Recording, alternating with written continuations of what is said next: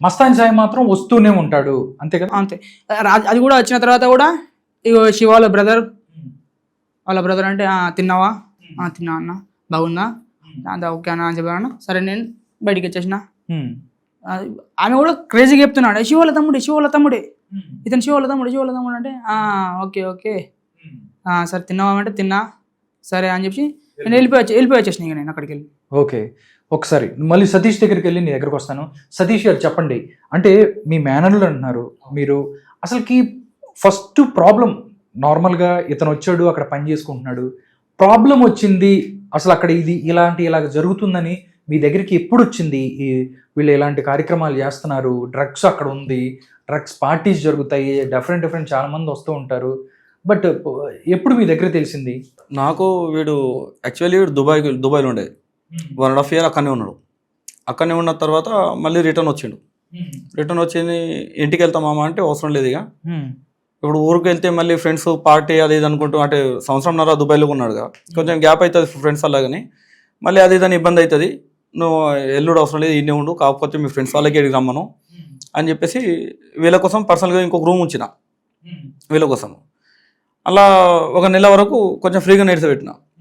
ఉంచిన తర్వాత మళ్ళీ మా అల్లుడు వాడికి ఫోన్ చేసిన, అరే నాని ఇప్పుడు నువ్వు ఎట్లయితే ఇంట్లో ఉండి పని చేసుకుంటున్నావో అలా ఏదన్నా ఇంకెవరైనా ఇంట్లో ఏదైనా వర్క్ ఉంటే చూడండి, వాడు మరి ఉన్నాడు వీడికి చేసుకుంటాడు అన్న ఆలోచనతో చెప్తే వాడు ఓకే మామ అని చెప్పేసి ఒక 15 రోజుల తర్వాత నాకు ఫోన్ చేసిండు, మామ నేను ఇక్కడ నుంచి వెళ్ళిపోతున్నా, ఊర్లో ఇంటి పని స్టార్ట్ చేస్తున్నాము, మరి నేను వెళ్తా, మరి మనోడికి మరి ఈయనే ఉంచుదాము, ఇక నా తమ్ముడు అని అంటే ఇంకా వాళ్ళు ఇంకా నాకు చూసుకున్నట్టు వాడిని కూడా చూసుకుంటారు, అండ్ వాడికి డాగ్స్ కూడా బాగా ఇష్టం కదా, కాబట్టి వాడికి ఇంకా తొందరగా అలవాటు అయిపోతే ఇంకా బాగుంటుంది, ఇంకా ఇంట్లోంచి బయటికి వెళ్ళుడు ఉండదు, ఏ టెన్షన్స్ ఉండదు, నార్మల్గా మన ఇంట్లో ఉన్నట్టు ఉంటాడు అని అంటే అలాంటి జాబ్ అయితే ఓకే మరి డన్ రా అని చెప్పేసి అన్న వీడికి చెప్పిన, ఓకే మామ వెళ్తా అని చెప్పేసి అనేసరికి పోయినా కోకపేటకి వెళ్ళిన, వాళ్ళ వీళ్ళ విల్లా దగ్గర నుంచి, అంటే లావణ్య సార్ విల్లా నుంచి కొంచెం దూరం 1 kilometer అంత డిస్టెన్స్ లో ఒక టీ స్టాల్ ఉంటుంది,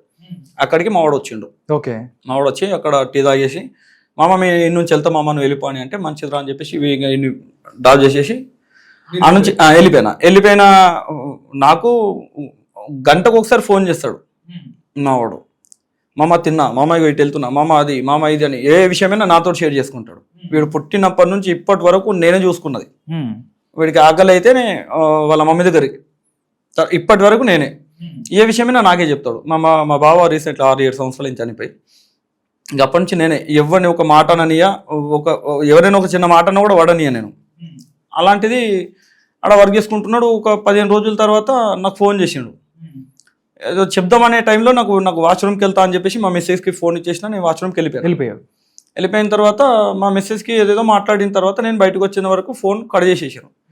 మా మిస్సెస్ నాకు క్లాస్ వీకిందిగా, అంటే వాడు పని చేస్తేనే మనకు ఇది అవుతుందా, అటు ఇప్పుడు పని చేయకపోతే ఇబ్బంది లేదా, మరి వేరే దగ్గర పని పెడదామంటే అది ఏంటి సంగతి చెప్పు, విషయం ఏంటిదా, వాడు ఏమన్నా ఇబ్బంది అని అంటే అప్పుడు చెప్పిండు, మొత్తం వాతావరణం వేరే ఉందంట, మొత్తం డ్రగ్స్ అది ఇది ఎవరెవరు వస్తున్నారట, రాస్తారు సార్ దగ్గర అని చెప్పేసి మనం అనుకున్నాము, అసలు ఆడ రాస్తాను సరే లేడట, ఎవరెవరు వస్తున్నారు, అండ్ హద్దు కంటే ఎక్కువ పని అయిపోతున్నది, ఎక్కడికైనా నడుచుకుంటా, అంటే షాప్కి దీనికి కొంచెం ఒక 1/2 kilometer డిస్టెన్స్లో ఉంటుంది, ఈ విల్లకి షాప్కి పదే పంపించడం, నైట్ 12-1 గంటలకు కూడా మెడికల్కి పంపించడం, ఏదేదో పనులు చేపించడం, డాగ్స్కి కార్ వాష్ చేయడానికి, ఇంట్లో పనులు ఇంతకుముందు ఒక పనమే ఉంటుండే అనమాట, ఆ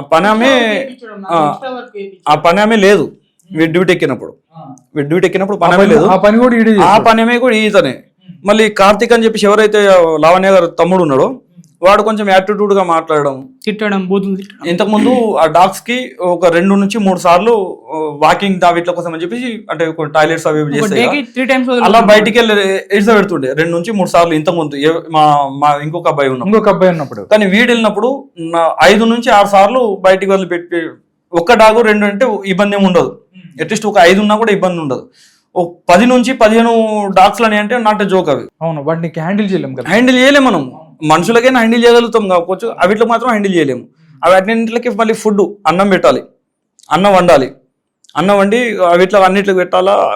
అది మన ఇంట్లో ఒక డాగ్ ఉంటేనే మనం కొంచెం ఇబ్బంది అయిపోతుంది, ఒకటా రెండా ఉంటేనే కొంచెం డిస్టర్బెన్స్ 10 అనిపిస్తుంది. నుంచి 14 10 నుంచి 15 వరకు ఉండ చాలా సఫర్ అయ్యాడు.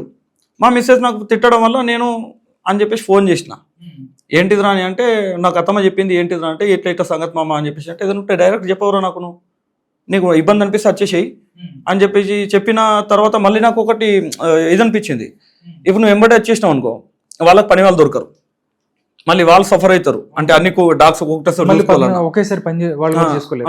ఒకవేళ ఎవరైనా వచ్చినా కూడా వాళ్ళకి డాగ్స్ అలవాటు అవ్వాలా, డాగ్స్ కి ఆ క్యాండిడేట్ అలవాటు అవ్వాలన్నా కూడా టైం పడుతుంది మళ్ళీ, అంతే కదా. ఇప్పుడు 10-15 కుక్కలకి డాగ్స్ అవిట్లకి మనము కొత్తగా వెళ్ళినామంటే మనకు అలవాటు అంత తొందరగా అవ్వవు, అంత ఈజీగా అవ్వవు.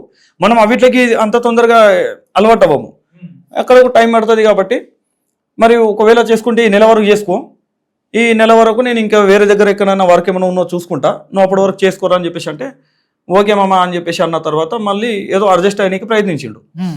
ఇక ఈడు ఎప్పుడైతే బయటికి వెళ్తా అన్న మాట వాళ్ళకు వినబడ్డదో అప్పటి నుంచి కార్తీక్ వాళ్ళ లావణ్య వాళ్ళ బ్రదరు అప్పటి నుంచి ఒక టాపిక్ స్టార్ట్ చేశారు, ఒక అలిగేషన్ స్టార్ట్ చేశారు. ఏంటంటే వీడు వెళ్ళొద్దని అంటే ఏదైనా కూడా చేయాలన్న ఆలోచనతోటి నాకు గోల్డ్ చైన్ మిస్ అయింది, నువ్వే కొత్తగా వచ్చినావు అంటే నువ్వే తీసినావు అని చెప్పేసి వీడి మీద స్టార్ట్ చేశారు.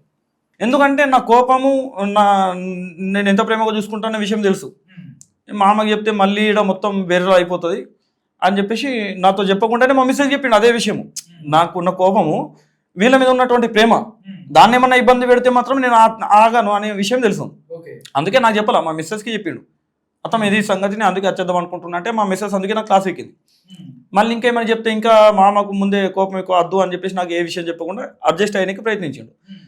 ఈ కొట్టిన విషయము అంటే కొట్టిండు కార్తీక్ రికార్డింగ్స్ అవి ఒక్కసారి లేదా నేను వెళ్ళిపోతానా, నువ్వు దెంగే అంటావు కదా అన్న, ఎందుకు ఇవ్వన్నా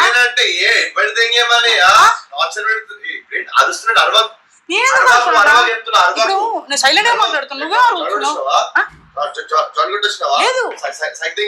లేదు నాకు నెత్తిన వెళ్ళిపోతానా నేను, లేదా నేను ఎప్పుడు వెళ్ళిపోతానా, నేను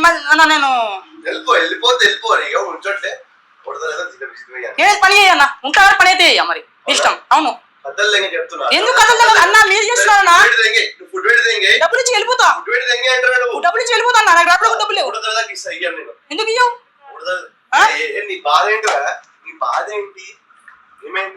వెళ్ళిపోతానా నేను వెళ్ళిపోతా అంటున్నా కదా, ఎందుకు నాకు కావాలన్నా డబ్బులు, ఎందుకు ఇవ్వన్నా ఏంది అవునా, నేను ఎవరికి చెప్పుకోను, నేను ఎవరికి చెప్పుకోను, ఒక బిడ్డ నా ఏరియానే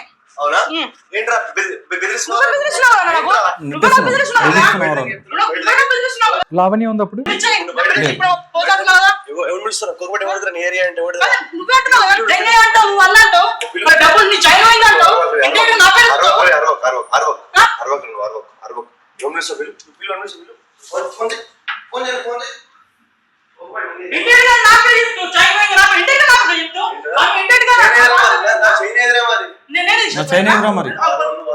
మళ్ళీ అడుగుతున్నాడు, ఇన్వెస్టిగేషన్ చేస్తారు వచ్చేవాళ్ళు, చెక్ చేస్తాం మొత్తం.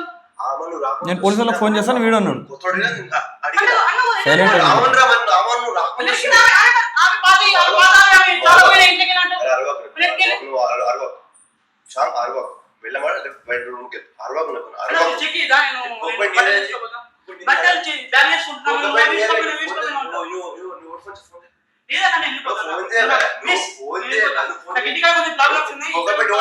కోకపేట మీద ఫోన్ చేయరా అడిగోట్ అయిపోయింది ఆ మాట అంటే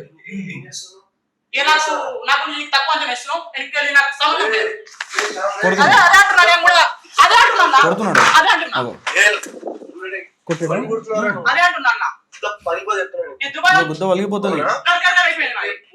ఎప్పుడు ఏ టైంలో జరిగింది శ్యామ్ ఇది? ఇది మార్నింగ్ 12 మధ్యలో మధ్యాహ్నం టైంలో. ఓకే. అయితే ఈ గొడవ అయిన తర్వాత నాకు ఫోన్ చేసిండు, ఫోన్ చేసి మామ ఒక రికార్డింగ్ పంపిస్తున్నా, ఆ రికార్డింగ్ ఉంచు అని చెప్పేసి అన్నాడు. అండ్ ఆ రికార్డింగ్ నీ దాంట్లోనే కాకుండా ఆంటీ నెంబర్ కన్నా దేనికన్నా షేర్ చేసి అని చెప్పేసి అంటే నేను కొంచెం వేరే బయట కొంచెం బిజీలో ఉండి విని నేను ఆ వాట్సాప్లో వీడు పంపించిన ఆడియో నేను చెక్ చేసుకోలేదు ఏంటిది అనేది, అసలు ఏం మాట్లాడారు ఏంటని తెలియదు. చెక్ చేసుకోలేదు.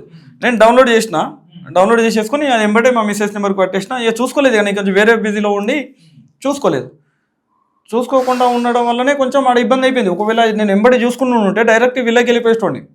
ఆడ ఎవడైతే మస్తాన్ సాయి గాడు నా చైన్ ఏది, కార్తిక్ గాడు నా చైన్ ఏది, నేను డబ్బులు చెప్పు, ఎవరిని చెప్పుకుంటూ చెప్పుకో అండ్ ఎవరికి ఫోన్ చేస్తూ వచ్చేయి అన్నీ అన్నాడా.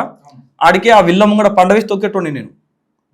ఈ కొట్టిన దెబ్బలు ఈ ఆడియో నేను అప్పుడే ఇన్ని ఉండుంటే ఆడి ఇంటి గడప ముందర పండబెట్టి తొక్కేటోండి నేను. తర్వాత నాకు ఆ విషయం నాకు తెలియదు. వీడు ఈ సమస్యలు మొత్తం నాకు ఎప్పుడు బయట తెలిసిందంటే మా తమ్ముడు ఫోన్ చేసిండు నాకు. మా తమ్ముడు ఫోన్ చేసి మధ్యాహ్నం టైంకి, అన్న పెద్దోడు వచ్చేసిండు అన్న అని చెప్పేసి అంటే, ఎప్పుడు రా అని అంటే, పొద్దున్న 4 గంటలకు వచ్చిండు అన్న అని అంటే, గా టైంలో ఎట్లా వచ్చిండ్రా అని నేను అన్నా. ఏమన్నాడు, బ్యాగ్ పట్టేసుకొని వచ్చేసిండు అని అనేసరికి నేను వస్తున్నారా అని చెప్పేసి ఎంబడే పోయి ఏమైందిరా అని చెప్పేసి మాట్లాడి భుజం మీద చేసిన. ఏమైందిరా అని చెప్పేసి అంటే ఆడు అబ్బా అన్నాడు. అనేసరికి ఇటు అబ్బాని ఎందుకు అంటున్నాడు అని చెప్పేసి ఆయనతో నేను ఓపెన్ చేసిన షర్ట్ ఓపెన్ చేసిన తర్వాత అప్పుడు కనబడ్డది ఏంటంటే మనోడి మీద ఉన్నటువంటి దెబ్బ. బెల్ట్తో కొట్టాడా? బెల్ట్ దెబ్బలు కనపడుతున్నాయి కదా. అప్పుడు ఈ దెబ్బలు చూసిన తర్వాత నాకు ఆగలేదు ఇక. అది బెల్ట్ తోటి కొట్టేటప్పుడు ఆపితే చేయికి తగిలి అక్కడ కూడా తగిలింది. అవును, చూసాం. ఓకే, అంటే నువ్వు ఆ ఇంట్లోంచి ఒక ముందు రోజా ఎప్పుడు? అంటే ముందు రోజు కూడా కాదు, అది మధ్యలో అయింది అనమాట. మధ్యలో అయిన తర్వాత కూడా 10 days పని చేసావు. అంత ఇష్యూ అయినా మళ్ళీ లావణ్య గారు ఏం చేశారంటే, నువ్వు చెప్పావు లావణ్యకి నన్ను కొట్టాడు, ఇలాగా కార్తీక్ కొట్టాడు దానికి ఇప్పుడు లావణ్య దగ్గరికి వెళ్ళి నువ్వు పని చేస్తున్నావు, అక్కడ గోల్డ్ పోయిందని చెప్పారు, లేకపోతే తర్వాత నువ్వు వెళ్తానంటే కొట్టిన పరిస్థితి. ఆవిడకి చెప్పావా? ఆవిడ ఏమంది? అసలు చెప్పడానికి ఆలోచిస్తున్నాను అనమాట. శ్యామ్ చెప్పు అక్కడ వెళ్ళిపోతా అంటే, ఏమని చెప్పు, మ్యాటర్ అని చెప్పు, ఎందుకు పోతాడు, మ్యాటర్ అని చెప్పు వాళ్ళ బ్రదర్ కదా, మళ్ళీ మనకే రియాక్ట్ అవుతుంది మళ్ళీ అని చెప్పి నువ్వు చెప్పట్లేదు. అసలు లేదక్క నాకు కొంచెం వేరే ఇబ్బంది, వెళ్ళిపోతా అంటేమో ఏదైనా చేసి అక్కడి నుంచి బయటికి రావాలన్న ఆలోచన నాది వేరు. కొట్టిండు అది ఇదని అంటే సొంత తమ్ముడికైనా కూడా ఏదైనా కూడా అనరు. ఏదైనా మిస్టేక్ కోసం ఏదో అని అనేస్తారు. ఆ టాపిక్ నుంచి డైవర్ట్ చేసేసుకొని వేరే సైడ్ వెళ్ళిపోతారు. ఈ విషయం నాకు ఆ దెబ్బ చూసేసరికి చాలా వెళ్దామని చెప్పేసి నేను ఇక స్టార్ట్ అయిపోయినా. వెళ్దాం పా అని చెప్పేసి కాలర్ పట్టుకొని గుంజుతున్నా. వీడేమో అద్దు మామ చాలా డేంజర్ లొకేషన్, అది అసలు అద్దు ఆడ మనం ఆడికి పోయినా గుడ్డు పోయి బండ మీద పడ్డా, బండ వచ్చి గుడ్డు మీద పడ్డా కూడా గుడ్డుకి ఇబ్బంది. ఇప్పుడు ఆ గుడ్డు పొజిషన్లో మనం ఉన్నాము, బండ పొజిషన్లో వాళ్ళు ఉన్నారు. మంచి తోపు క్యాండిడేట్లకే ఇట్లా పట్టేసుకుని ఉన్నది. మనం ఆడికి పోయితే వీళ్ళు కావాలని చెప్పేసి లొల్లి పెట్టినకి వచ్చారని మన మీద ఇంకా కేసు గీసులు అవన్నద్దు అని చెప్పేసి నాకు కొన్ని విషయాలు చెప్పేసరికి నాకు అర్థం కాలేదు. నా మైండ్లో ఎత్తలేవు అవన్నీ. నా మైండ్లో కనబడేది మొత్తం కార్తిక్ గాడే, అంతే. నన్నది మొత్తం ఉన్నదే కార్తిక్ గాడు.